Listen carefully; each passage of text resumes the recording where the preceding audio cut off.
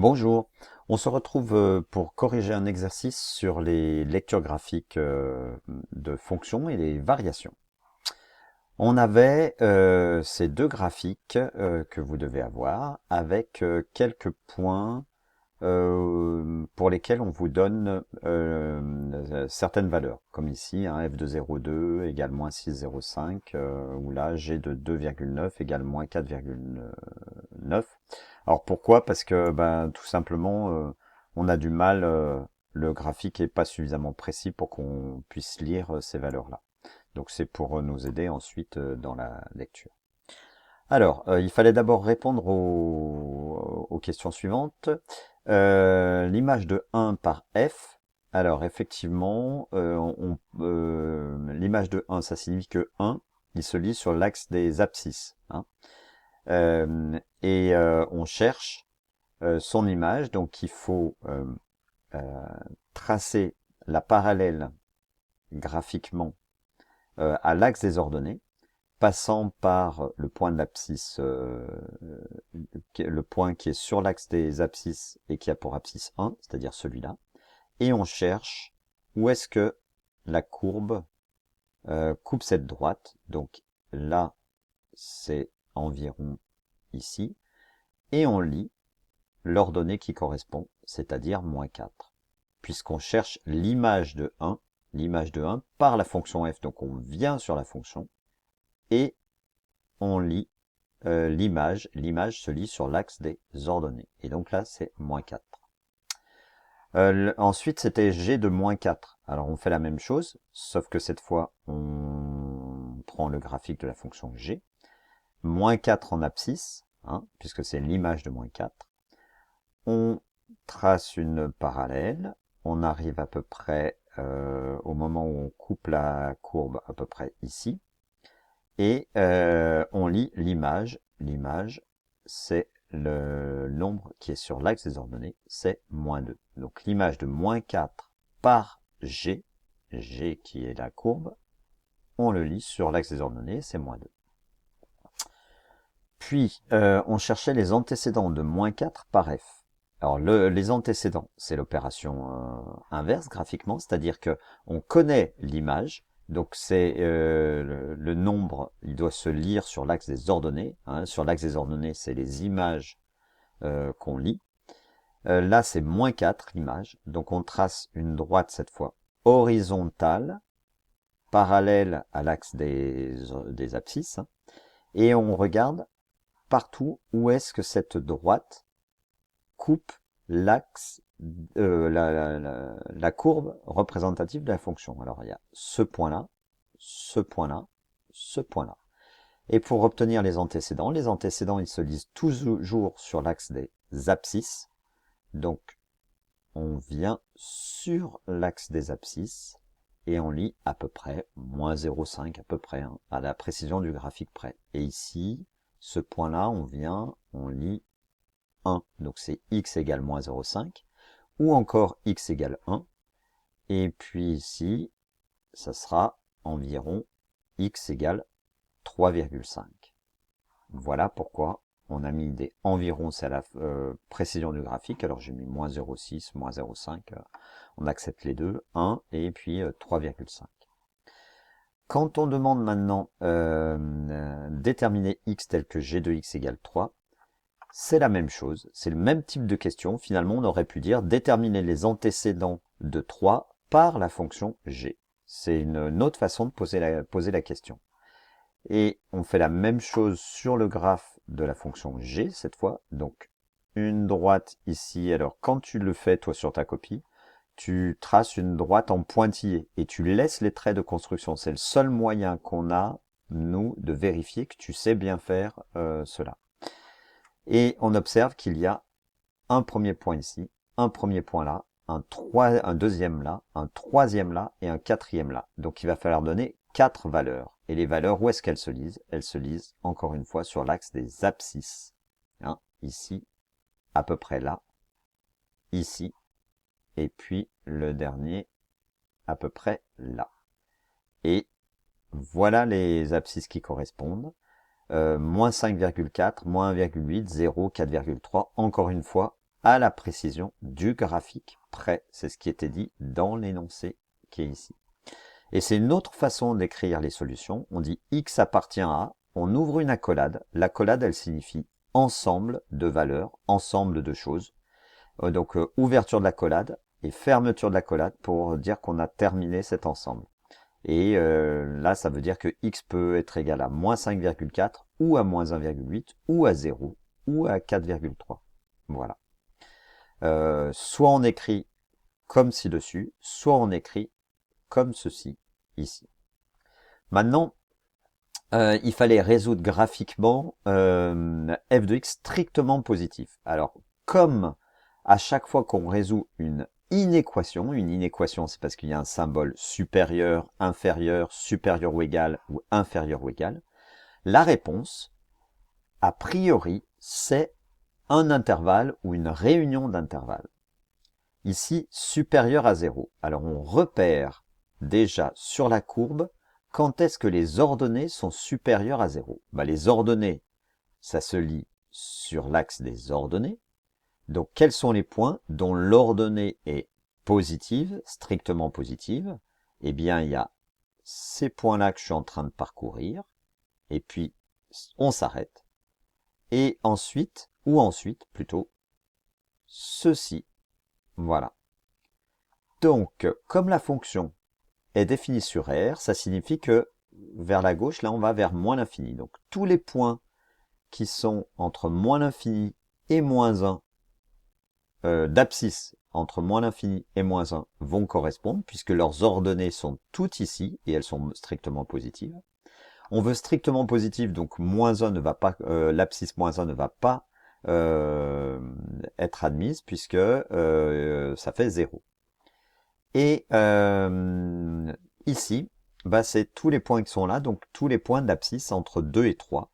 2 ne va pas convenir parce que l'ordonnée c'est 0. Et 3, l'abscisse 3 ne va pas convenir non plus parce que l'ordonnée c'est 0. Et pour dire que là on effectue un saut et que c'est toutes ces valeurs-là sur l'axe d'abscisse de moins l'infini à moins 1 exclus, ou bien de 2 à 3 exclus, on met le ou, c'est un union. Voilà pourquoi on met union. Et c'est ça. Voilà, et pour maintenant, la même chose sur le graphe G. Alors par contre, sur le graphe G, on voulait G de x inférieur ou égal à 2. Donc, cette fois, il faut lire 2 en ordonnée. 2, c'est ici. On se trace un petit trait pour visualiser. Inférieur ou égal à 2, c'est toutes les ordonnées qui sont dessous, c'est-à-dire tout là. On regarde la courbe, donc la courbe, la partie de la courbe qui correspond, c'est là, ici, ou bien là. Voilà. Et le ou, ça veut dire qu'il y aura encore il y aura une union. On démarre à combien? À moins 5, quelque chose. Donc ici, on peut le prendre parce que c'est bien inférieur ou égal à 2. Donc on va tourner le crochet de manière à prendre la valeur moins 5 et quelques. Ensuite, jusqu'à moins 3, moins 2, quelque chose qui est à peu près là.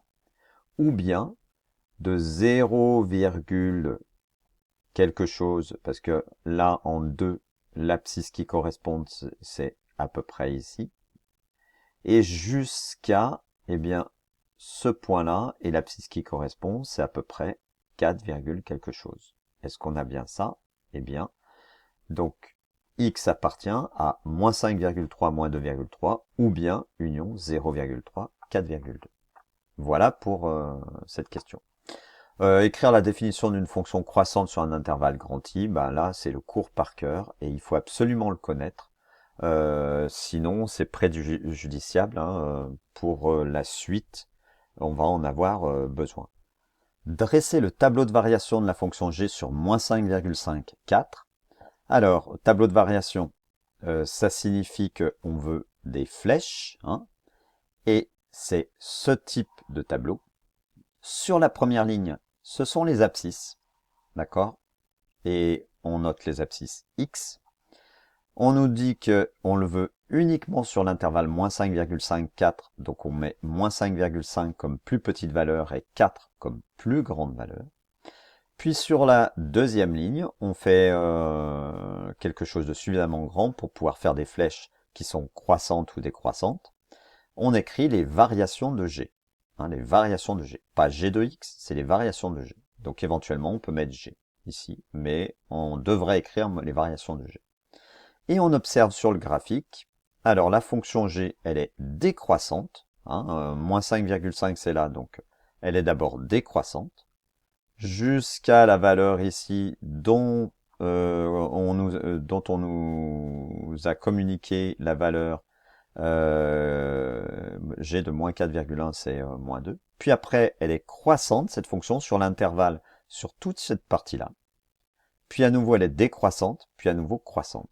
Attention, une fonction, elle est toujours décroissante, croissante sur des intervalles. Donc ici, eh ben, on représente décroissante, croissante, décroissante, puis croissante, en n'oubliant pas de mettre la valeur du changement de variation, quand il y a changement de variation, ou la valeur finale, la valeur initiale. Et attention, ce sont des ordonnées. Cette partie-là, c'est les ordonnées dont on parle. Voilà. Question suivante.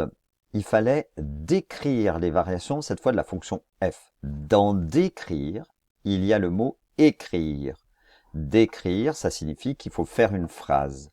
Donc on fait la même chose pour la fonction f, mais cette fois on formule cela par une phrase. C'est-à-dire f est d'abord décroissante sur un certain intervalle, puis croissante sur un autre intervalle qu'on lit toujours sur l'axe des abscisses, et elle est à nouveau décroissante sur un troisième intervalle.